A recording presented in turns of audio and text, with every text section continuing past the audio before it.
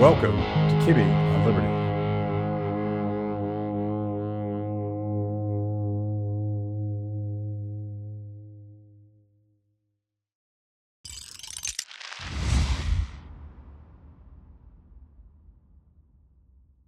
Okay, welcome everybody. We are joined today with Joe Keatinge, who is a celebrated comic book artist turned comic entrepreneur, and he can unravel that and correct everything I just said about him. And Matt Battaglia, who is my colleague at Free the People, also an accomplished comic artist and our executive producer. And you have all sorts of titles at Free the People, but you do the art, you do on the occasion books, and you do lots of video production for us. And we thought we would do something different today and talk about comic culture and how it drives popular culture and what's going on in the industry and some of the really cool disruptions that Joe is leading in that industry. But I think the best place for, particularly for people like me who are not as embedded as in this culture as you guys are, Joe, maybe you could explain a little bit about your career and some of the things you've done, and then we'll get into what you're doing now. Yeah, that sounds great. So I'm a comic book writer.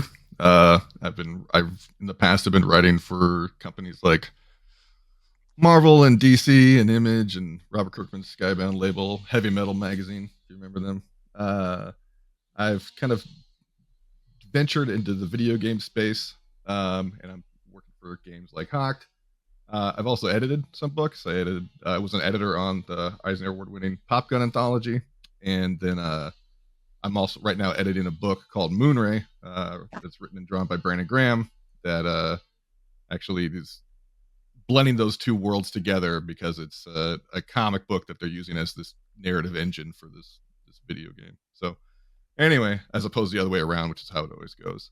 But the entrepreneurship thing, it's actually with me and Curtis Weeb, Shannon Woodhouse, and Hillary Jenkins. And we're launching and still are launching like a publisher, but we realized there wasn't a space we thought was helpful to have like a really great conversation about not just comics but art and whatever and why we're even doing this. And so we're developing that, and that's also collaborative. We're working with people like Nick Patera, who's an artist behind X Wilder John, Rob Guillory, who's known for his books at Image, and then also Jonathan Peugeot, who's Symbolic World Press, has been publishing comics. And we're just creating like a rocket ship away from the general online conversation that we found lacking. And So, give people a sense, and Battaglia weigh in on this as well if you want to, but give people a sense for just how big this community is. This is a significant market, and there's it's not just a commodity. Like there's a sense of belonging. There's a culture of people that are super into comics.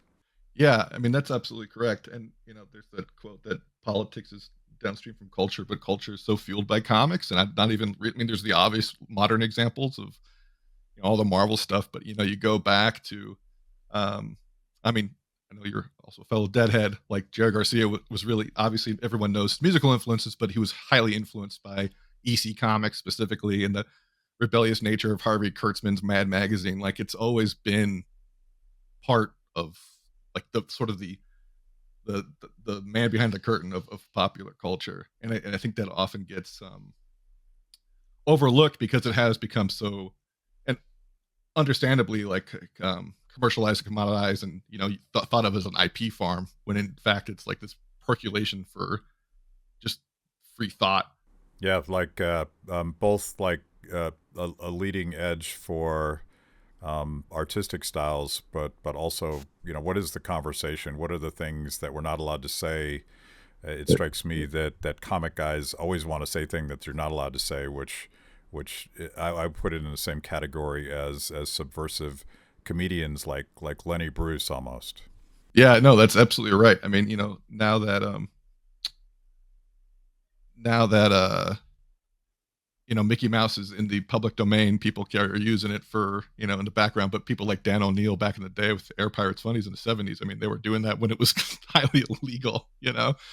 Um so yeah, no, it's You It's bring up absolutely true. you bring up the Grateful Dead, and I gotta give a shout out to the parking lot culture, because I'm sure there were all sorts of intellectual property violations that would merge Deadhead art with Charlie Brown and every other possible manifestation of comic book art, and it was very much embedded in the culture that, and this is how people made their livings. They would create this art, they'd put it on T-shirts, and they'd sell just enough T-shirts to make it to the next show. So I'm sort of consuming this vicariously through my music habits. Yeah, I mean, if you love Shakedown Street, you'll love Artist Alley at most conventions. It's very much the same sort of idea. A little bit less patchouli, but same idea. Yeah, it depends on the show. You'd be surprised. Yeah, yeah.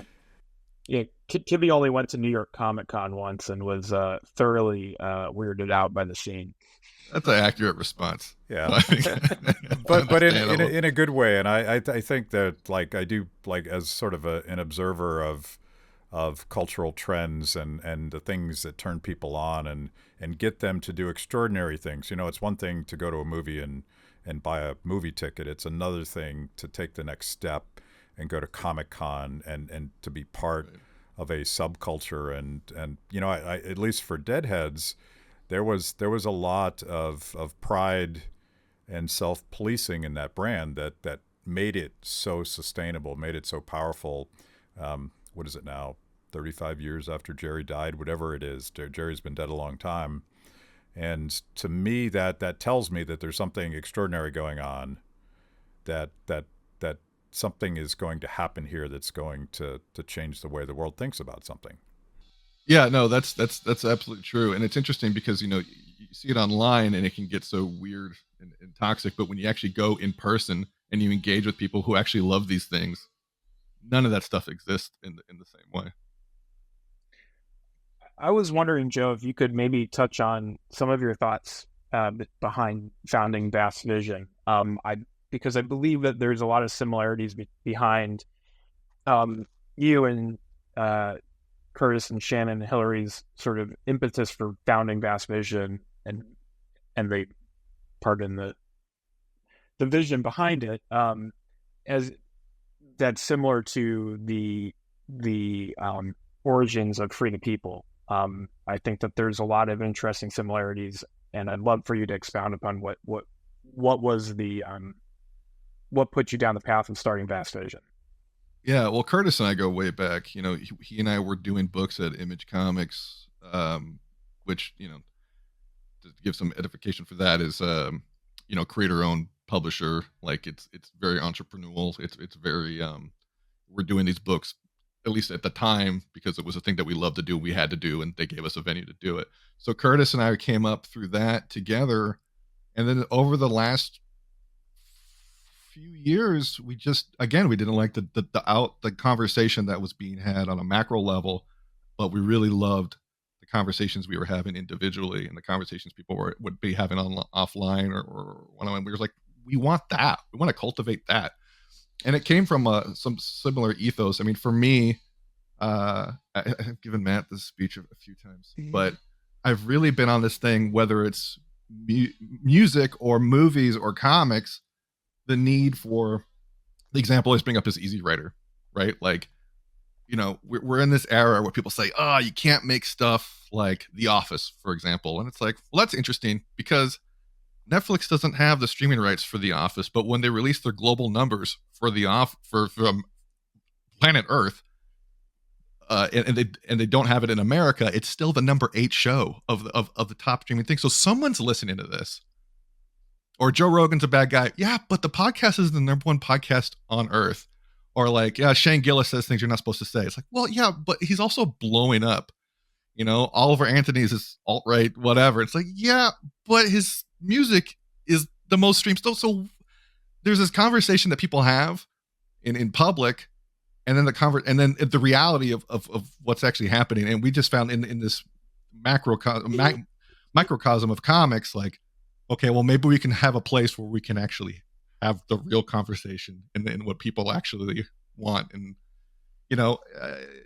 not just publish work ourselves, but create an environment where people are publishing work um, where they can do so freely, and we're not, get into arguments about stuff that doesn't actually matter. Free the People is embarking on our most ambitious project to date to document and expose the lies behind the greatest public health failure in my lifetime. We're talking to insiders with firsthand knowledge of the government's role in funding, creating, and then covering up the COVID-19 virus in our exclusive new documentary series, The Cover-Up. But I need your help. We won't get to the bottom of this scandal alone, so I'm asking viewers to crowdsource any information that could be helpful to our investigation. If you're watching this, you already know what the government did during lockdowns was unforgivable. Help us get to the truth and prevent it from ever happening again. To get involved, go to freethepeople.org/coverup. That's freethepeople.org/coverup. The truth is out there. So, how much of that is sort of the natural life cycle of corporate culture, where people start off as innovators and disruptors and outsiders, and whatever they do catches on. It eventually becomes market dominant, and then they lose all of their juice. They have nothing interesting to say. They won't take risks. They're not producing anything that people like, but they're dominant in the culture. And then you get a new generation of disruptors, versus this modern vibe that I get, where it feels like unless you're saying the same thing that everybody else is saying, you're not really allowed to say it, and people immediately sort of quietly or quite publicly disown you for saying unapproved things. Yeah, I've been thinking about this a lot this particular week, just for some stuff that's going on in comics. And the thing that drives me nuts is that the people who are, these arbiters of whatever you call morale, their morality or their whatever, it's like 12 guys. Right. And to my point earlier about the examples I brought up, like the vast majority of people aren't aligned with this. Like, just, I'm a data guy. The numbers prove me right. But what we're adhering to, this small minority that's still active on Twitter or X or whatever it's called, like, it's not what people are actually consuming. It's not what people are actually thinking. And so, yeah, I think, vast vision is our small way of saying no. Or like the speech I think I've given Matt is, I think we're overdue for what I've been calling the enoughening, where like the adults in the room are like, all right, enough. Like, we're done, kids. Like, I mean, I'm a dad and I love my son, but at a certain point, I let him run wild. I want him to go outside and get in the dirt and make mistakes. But at a certain point, if he's acting a fool, I got to tell him, like, look, dude, enough, And I kind of feel like we're at that point right now, because anytime, you leave the house and touch grass, or you go to a gym, people aren't having the conversations. Like, I remember trying to tell a men's group like what subtweeting was, and they were like, what are you talking about? Like, what planet are you from? I'm an electrician. I don't know what you mean. So yeah, I don't know. I'm very eager, and I think it's happening. I think it's underway right now. And it's not just comics. I think it's everything, and it's funny because I think the parameters, going back to the Easy Rider example, have changed. Like, I think that on a macro level, it's very similar what we need, right? Like, there needs to be an independently produced thing that's really brave and talks about society, puts a mirror up to society. But it's funny because I think it's actually going to come from a place like Angel Studios or, Bonfire Legend or whatever. It's not going to be, from the whatever, the modern equivalent of where Easy Rider came from. So it's probably going to feature a competent dad, what? That kind of thing. Like, the rebellion is very different. We're going to get demonetized on YouTube if you say the words competent dad together. What do you mean? You have two mildly competent dads in this. I would have to interview the moms to see if that's actually true. But well, like, I'm thinking about this, and it's like the end old thing. And again, we have this conversation every day, all day, at Free the People in the nonprofit space, because to me, nonprofit is just it's a business model. It's a tax status. It's not, has nothing that fundamentally changes the way we think about what we create and whether or not there'll be customer demand for what we create, and how much are we going to push customers to be into something that we're really passionate about versus letting them tell us that they don't want to hear that. And the question for creatives, Matt and I clash about this all the time, but how do you create a creative culture that encourages that kind of innovation and disruption while still being aware of the fact that you gotta survive in the marketplace with the products that you're creating? Well, that's a great question. And I think part of it comes into what we are talking about just earlier, which I think people are hungry for it. So that's good. So that's a good starting spot. So how do you connect with those people who are hungry for it? That's why we were talking about with Vast Vision before we even launched the publisher, like we have to create this network of how we even talk. Like I essentially am in part creating this. I have this nephew who lives in like far West Texas, the middle of nowhere. There's no comic store near him. There's one record store that's kind of, but I don't know how in tune it is. Like if you want to go to a place and find out about what's cool and what's interesting, you need to create that place right now. Because if he goes on Twitter or Instagram, he's not going to find it, Yeah. Unless he works really hard, and he already has a full-time job. And so you have to create that place first, right? You have to create that network. So, that's part of it. And then I think you also need to disrupt the model of distribution. But my caveat to that is do so in such a way that recognizes the history of it and utilizes the best lessons. So what does that mean? Like crowdfunding is the big thing right now. And a lot of the cool fringe work is coming from crowdfunding, whether it's Kickstarter, Indiegogo, or whatever. The platform, I think, is sort of irrelevant as long as it's that essentially you're creating a place where you're super into something. You can give Matt X amount of dollars, maybe even more X amount of dollars than the dollars that was on the price point, because you're contributing directly to the creation of Matt's work. And, there are certain bonuses attached to that. But where it comes into noting the history, because people will often end it there, there's all these other potential sales channels that we could be utilizing, right? So, I still believe in the comic book store. I think it's a great place. I think like one of the strongest thing of the best comic book stores is that they are places that do cultivate community. They're places that you can go to and say, hey, what's cool? And they'll find it for you. So, like on Moonray, for instance, the book that I'm editing, we go through a publisher, which is the same publisher as Matt, Live in the Line. We do the crowdfunding, and then we go to the comic book stores, but we're also working on foreign licensing channels and other, like, there's all these different connections. And I mean, Moonray is done with a guy who, social media will tell you, whatever, we don't want stuff by him. But our numbers pan out. Like people are buying this book and they love it, and it's being reviewed really well. And, the quotes on the back of the book are all by absolute all-stars of the medium. So like the reality checks out. Well, it's made by an all-star of the medium. And yeah. Kibbe, we've had Sean and Carson. Oh, right on. Okay, there you go. Perfect. When I think right around the end of when Carson wrapped up Abolition of Man to discuss AI, which was a marathon 2-part show. So very cool.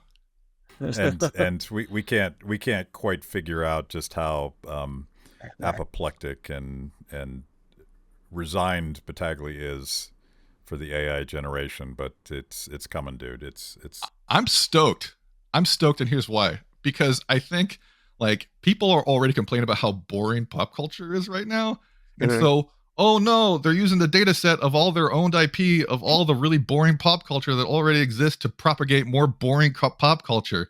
Like, okay, great. So for weirdos like Matt and me and Curtis and all our really group of guys, and ladies, we're going to be making cool, weird work. And I think people are going to be hungry for it. It's not like people like what's being generated, and at a certain point, the intellectual property wars over AI are what's going to dictate its future, which means Disney's, just to give an example, their data set is all going, because it's not self-generating, right? It's really just like you have a strong data set and you extrapolate from that data set and then you create work based on the data set.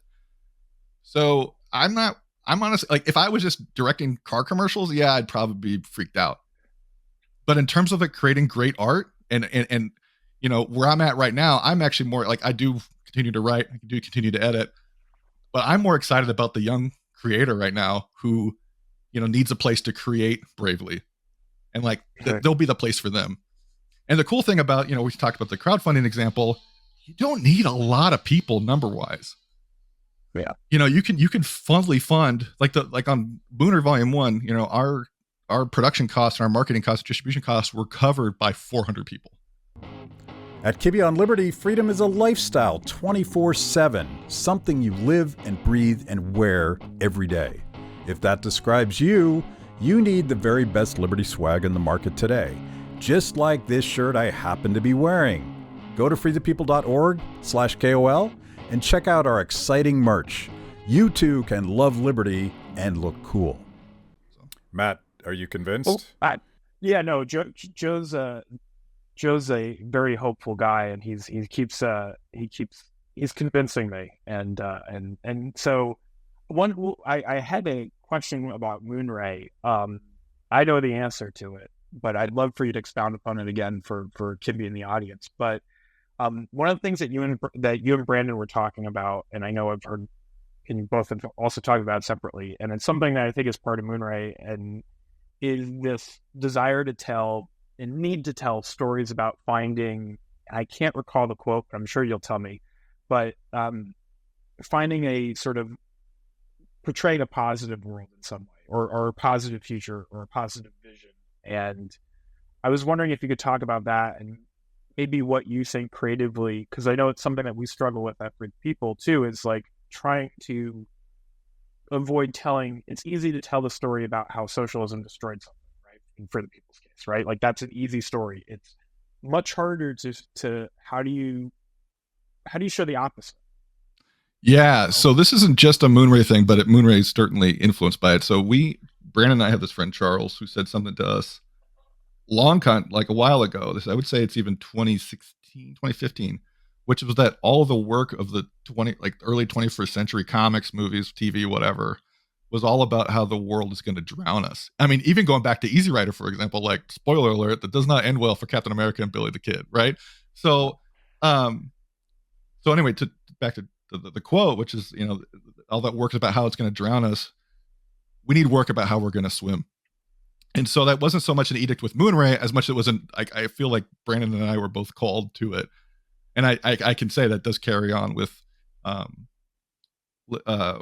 Fast Vision and the work that we're looking for and the look that we do, and it's stuff that I want to write personally. And it doesn't mean you're just blindly optimistic and everything's going to be great. Like, I am hopeful, but I also recognize the challenges of it. But like, you know, like humanity's been through so much worse than the stuff that we're dealing with right now, you know?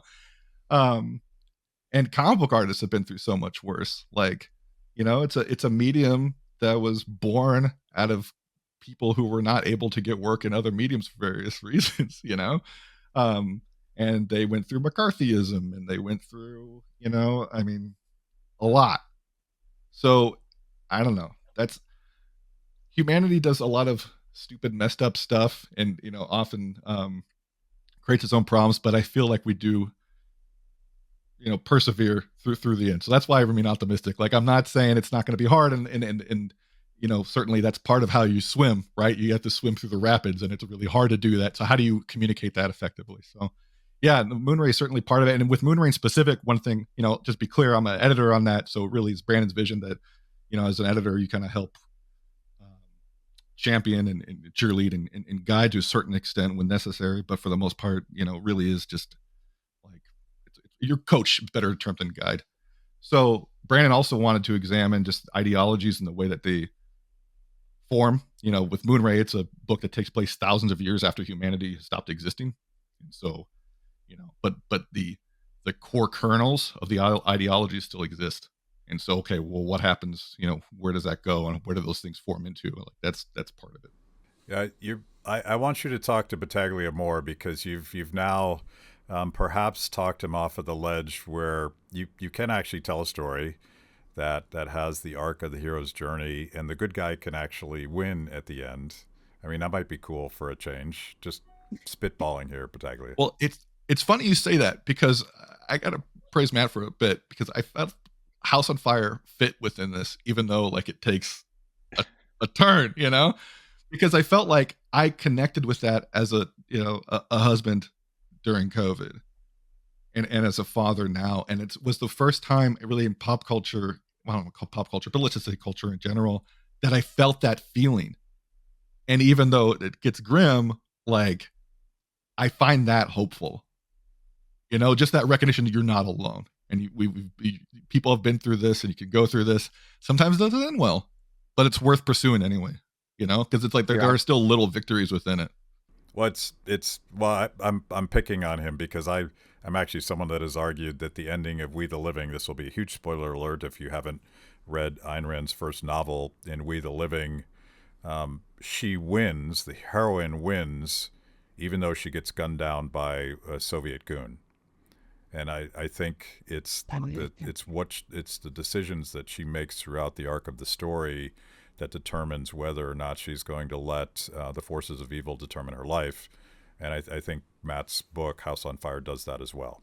That's correct. And it's also all the best Westerns in that way too. Where like there is that core victory, but the outlaw still gets gunned down, or again, spoilers for Easy Rider. Like they won because they were free and there were people who were jealous of their freedom and thus, but they were in the end, in that last bit, like Captain America is still riding on forward, even though there are forces at work that aren't happy about that.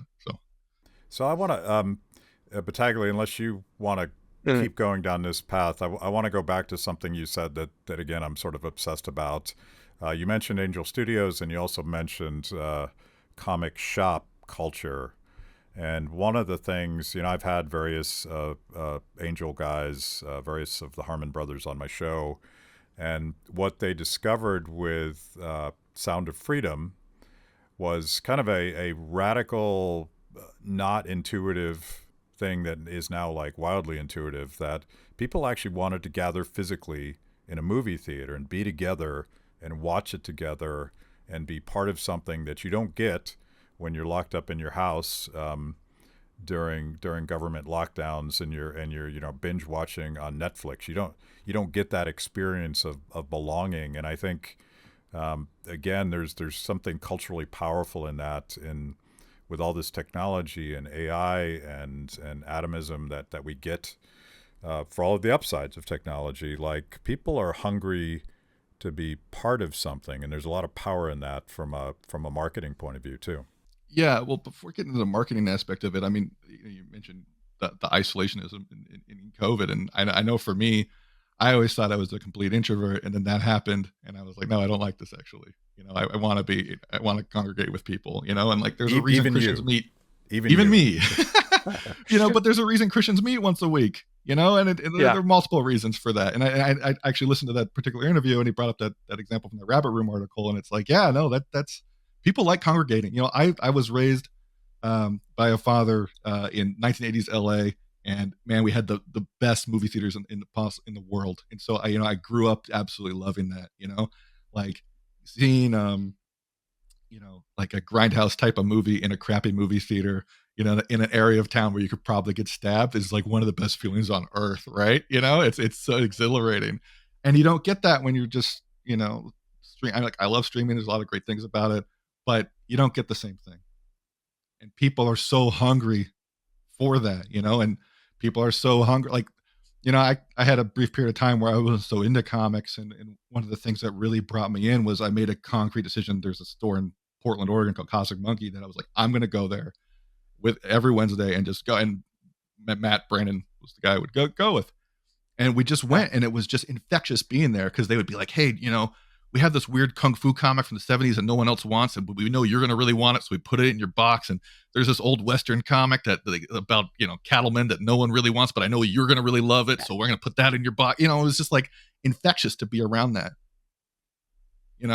But also like creation doesn't come in isolation. I keep going back to Easy Rider, but it's a really good example because like there were, I can't remember the name, but there were producers behind that who brought everybody into a room in Malibu and we're like, all right, Francis Ford Coppola, you need to meet Dennis Hopper, and you need to meet George Lucas, and you need to meet blah, blah, blah, blah. And some of these guys knew each other from school, and some of these guys knew each other from other places. But, really great things propagated into that. Like, you mentioned Carson earlier. Like, he's a guy actually I've never met in person, but just the way he talks about things, even when I disagree, I'm like, oh, that's really, He thinks a lot, Carson. yeah. And we need more thinkers, and they're great to be around. So yeah, he's I assume you've read the Easy Riders and Raging Bulls, or oh yeah, that book. it's on here somewhere. Okay. Yeah. Because it is fascinating. People should read it for the that history. But and you talk about the comic shop and Kibbe, Matt Battaglia, who owned I can't remember the name of it. They used to be in Union Station, the comic shop in Union Station. But when we all worked at Freedom Works back in the day, I used to go every Wednesday to, again, I'm blanking on the name, but mutual friend of ours owned the comic shop there, and they did the same thing. Oh, this is something you'd like. This is something you'd like. And then my pile were really far bigger than I probably should have let it. but yeah, you lose all that, and I do think people are hungry, and we need that human thing. But it's something that, and again, maybe it's something that you can talk about with Vast Vision. But you've started this Discord and this community, and again, Free the People also has a little Discord as well. But I'm curious what you've seen from that and trying to start up let's say, an online community with the ethos of a in-person community. Yeah. Well, the number one thing was, because we do these like online, like not seminars, but we get together and we get the video on. Hey, how's your week going? That kind of thing. And the number one thing I would say we get, and this is anecdotal, but I think it's true. Like, I really needed this. I was really hungry for this. And, I'm really glad you finally, someone was finally saying this, or like creating an environment that wasn't, beholden to whatever ambiguous rules are on Twitter this week, that are going to change the next week. And it was also like focused on the work. Like, that's the main thing. I don't care who you vote for. I don't care what your background is. Like, if you want to either make good work or talk about good work, come on, like, get on there. And if you're in a place where you're not, you want to learn, and we're still developing this aspect of it, because I feel it's a delicate process to have, but like, have like genuine mentorship and have genuine things, but they all focus back on the work. And it could be work that you're just excited about or whatever. And it's just so much other garbage is just labeled in the loud conversation, but I think people are just really excited for, like, I don't know. I would eventually love to get to the point where it's not just comic. I mean, it's just very comics focused. It's very video game focused, because Vast Vision, we're going to be publishing comics and tabletop games. So there's a lot of that, but like, I'd love woodworkers on there. And I don't give a crap who they vote for, like, I would love musicians or whatever, like, just come on, So, yeah. Thank you for joining me today on Kibbe on Liberty, and for being part of our fiercely independent audience. Every week, my organization, Free the People, partners with BlazeTV to bring you this show. My guests bring smart perspectives on everything from current events to timeless philosophical debates. If you like what you hear, go to freethepeople.org/KOL and support Kibbe on Liberty so we can continue to produce these honest conversations with interesting people. Now, let's get back to it. Before I developed a disreputable career as an economist and a policy advocate, that's what I wanted to do for a living until my dad weighed in, and he had strong feelings about me going to college. So, as dads do, at least competent dads.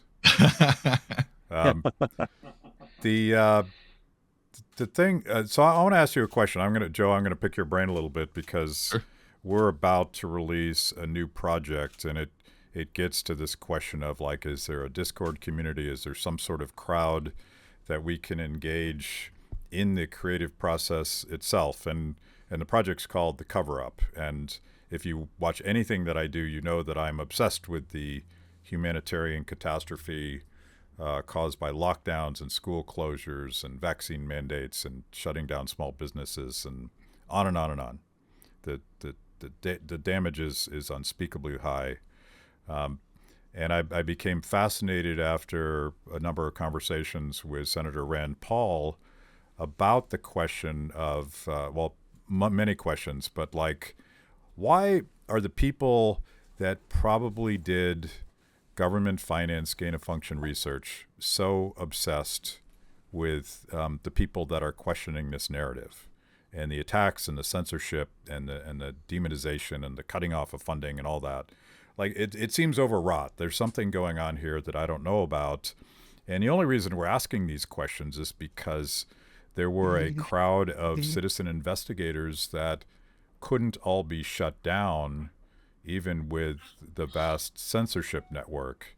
And I want to reimagine that community. Like, I want them to be part of this process, so that when I release the first of the series, I want my community to tell me, well, don't talk to that guy, talk to this guy. Don't ask that question, ask this question, because I think there's a lot of wisdom out there that's not going to come from the top down. It's going to come from the bottom up. And I assume the same dynamic happens in your world, where people are the participation and talking to other smart people is where the creative process goes. Any thoughts on that? That's probably out of left field, but maybe you can relate, or maybe you just think I'm crazy. No, not crazy at all. I mean, it resonates a lot from obviously a very different perspective, because the where I can come from on that is you just need to start having that conversation.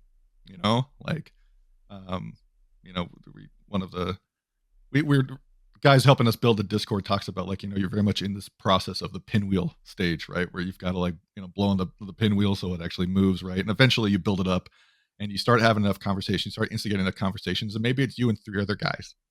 And then that becomes 6, and that becomes, 12, and it goes on and on and on and on from there. But I mean, I know from not just Vast Vision, but my own life, like, the moment you start saying, hey, what do you think about, X, Y, or Z? Even if someone doesn't agree with you, at least you're in, as long as you're receptive. Like, I really like what you said about wanting that feedback. I think one of the things that really struck me, not related necessarily to COVID, but it was really relevant. I mean, it was just really apparent to me at a time when we're all home, is everyone was focused on broadcasting. Let's just broadcast. And, like, here's my big opinion, and here's the hashtag I'm aligned with, and not enough, like, conversational, And so, I mean, I think exactly what you're doing is exactly what people need to be doing. And I think it's where we're going to go.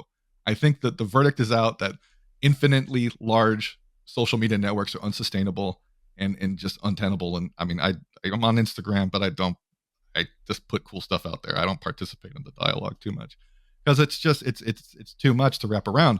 So creating these micro networks of focused micro networks, and engaging in conversation, and not making it about you and your vision, but, like you were saying, what other people want. And, like, here's the basis for the ideal that we're striving for. Like, here's what the message is. Here's what Free the People is. And here's this endeavor we're doing, this cover up. And here's how we're relating to that. What do you think? And again, like, with Vast Vision, we could have just started the publisher and it would have done fine, I think. And I think it would have done okay. But I'm also, like, I'm not worried. I've made quick bucks. I'm not worried about it. Like, I want to, I want, like, what's the longer term thing? What's the seeds that we can be planting as creatives? It's not a term I like, but you know what I mean? Like, people who are making stuff that will grow a tree that I'm not going to see the shade of. Like, that's more interesting to me, And so maybe, the Discord will be around for a long time or just a little bit. But if it works to facilitate an environment where someone's like, you know what, I'm going to finally make that thing. Like, that's more important than me, So do I sound crazy, or does that answer your question? No, like, like, it's funny because we're going to, we do have our Discord, but we're also going to see if the new X is a place where you can have a more open conversation without getting stifled. But I would add, as just a cap on that conversation, the entire inspiration for this series was the first season of Stranger Things, which itself was inspired, so I've read, by an actual CIA program called MK Ultra. Right. That sounds crazy, but it actually happened. So in a lot of ways, it was your guys' creative culture that helped me sort of think through a real-time public policy disaster in a way that expanded my mind beyond the typical things we think about in public policy. Yeah, and I think that's the healthy environment, right, where these things actually like, cultivate. And people get so stuck on like intellectual property. I want to build this IP and like build this thing, and it's this thing that I'm going to hold in. Like I do believe in intellectual property laws because I'm a writer and I like my family to have food, and so like I certainly believe in its validity. But when you make that like again like sort of that hierarchy of ideals or pursuits, and you make that the bigger thing, then I'm going to create something and cultivate a conversation about creating that. That creates better work than like let's make my thing. And so I, to your point, like I think you're obviously someone who's receptive to things beyond what you're doing, and that creates potential for projects like this. And it's certainly like, again, we could have created in a vacuum, and I am kind of tired of creating in a vacuum, or given the primary communication platform to be so strange and toxic. So yeah. The another and oh, shoot, I had a thought and I remember what my thought was. The other thing that I think that you keep pointing to, and I think that it's something that Kibbe's after, is the need to create meaning with work, with what the output. And it kind of goes back to the AI thing, but it's a little bit of this sort of, we need to build meaning within community, or meaning within the sort of, do you have a better word for content? Because I still haven't come up with one, but the catch-all, I like the work. I like doing the work, man. Yeah. Okay. Because I also loathe the term content, even though it is so popularized. So we can't use content, and we can't use creator. Creative. Just creative. Very strange to me. Okay. But the work needs to have meaning, and to your point, the IP is IP doesn't have meaning. IP is a set of aesthetics that sort of that doesn't do anything additional, at least in my opinion, until you imbue it with meaning. And then once you do that, then the IP isn't the thing that you're after; it's the emotion. It's the core of the idea of it. I mean, I feel like the thing that makes Brandon's work on Moonray work is that, yes, it's sort of tied into a video game, but it's still 100% a meaning-oriented thing that Brandon is creating. It's not a IP farm. And I think that one of the things that we're all striving against is this sort of need to desire to make things to satisfy these content masters, if you will. Sure. Yeah. Well, I think it's, the term I always go back to is like the eternal, right? Like aiming for the eternal principles. Like when on Moonray, one thing we talked with the team about doing is like, we're not here to create something that you can just put online and then it's gone. Like I wanted to create a perennial. I wanted to create a thing that you will read in 20 years. And if you didn't know the video game ever existed, you can read this and be like, wow, this is really cool, or it doesn't like make references to things that were popular online 3 months ago, or like references to, some Avengers movie or whatever that's out of context, but you're just hoping that people recognize this thing. And so you're trying to gain points for referencing X, Y, and Z, So yeah, I mean, that's certain, like with one big example of work that Matt B, I'm sure you'll know, which is Dark Knight Returns, right? Like one of the criticism comics gets these days is like, oh, they're too political. And it's like, okay, but like there's been so much great political work in comics, but it's not the superseding principle, right? Like Ronald Reagan just shows up in Dark Knight Returns, and if you know what was going on in 1985, like you get it, but it's not the superseding principle that overrules the entire work. Like I would say in terms of Frank Miller's case, it was like the superseding thing was, I'm really good at my craft and I'm going to create something really cool. Batman's really boring, and so I'm going to do something that's not boring with Batman on the basis of I'm really good at my work. I'm really good at what I do. And I do think that some of the modern criticism is valid because people want to put up the, the popular reference or the popular thing.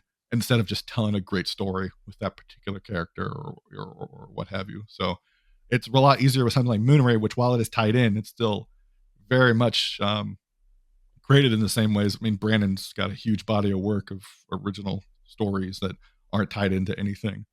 But he also worked on, familiar with the movie Deadpool, the guy who created Deadpool, Rob Liefeld, also created a character called Prophet that Brandon had a long run on. And even though it was tied into this other thing, Brandon still viewed it as like, okay, I am a creator who has I'm just putting words in his mouth, like, who has a particular style and a particular vision. So I'm going to take what's coolest about this particular character and then do something new and different with it. And I'm not going to worry about. You also took a spin on a Rob Liefeld character as well. Yeah, that's actually I did a run on a book called Glory with an artist named Sophie Campbell, and it was the same kind of idea, which was like, and I will say, Rob, I remember being very nervous one of the first times I was hanging out with Liefeld, when shortly after we announced the book, and we had all these designs for what we wanted to do with the character that were really strange, and I was like, oh, he's not gonna like this. But what I learned about Rob, and I think really influenced the way I approach things as an editor, even more so than as a writer, which he was like, oh, this is totally cool. He was like, you got to keep doing it. You got to keep pushing it. You got to keep going, like make it he told us, make it your own. And I was like, that's awesome. Like that's the way I want to go. So. We are we're running a little bit out of time. Battaglia, do you have anything that you really have to get off your chest? Because I know this is your dream podcast. Like this is as good as it's going to get. No, I'm glad that you came on, Joe, and I really appreciate especially currently the positivity and the energy that you're bringing, and I'm really looking forward to what's going to happen with Vast Vision, and I feel like there's just a lot of parallels between what Free the People wants to achieve, and I think what Vast Vision wants to achieve, and I hope that we can actually achieve those goals, or even get halfway there. The world would be better off. Oh man, I completely agree with you, and it's great to finally, Matt B, it's great to talk with you, Matt K, it's great to finally meet you, and I fully agree, and I think just keep having these kind of conversations, and let's see what happens from there, and let's see what goes from there. And yeah, I'm very positive about the future, but it's not without recognizing like it's going to be really hard. So, but let's do the work. So that's exciting to me. Very, very cool. And at some point we should just spend a whole hour talking about The Walking Dead, because I'm obsessed with that, and I see that you worked with Kirkman at one point, and that's as a fanboy, that's kind of cool.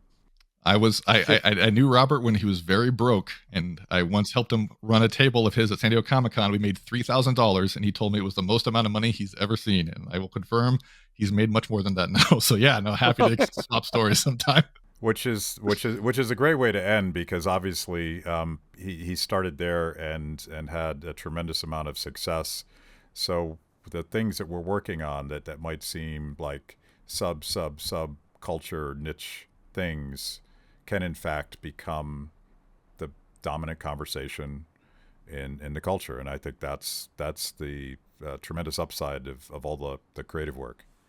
Yeah, no, I one of my, talking about woodworkers earlier, one of my favorite guys is Gary Rogowski. He's a really renowned woodworker, and I asked him for advice, and he just told me to do good work, and so that's what I'm aiming for. So, the words to live by.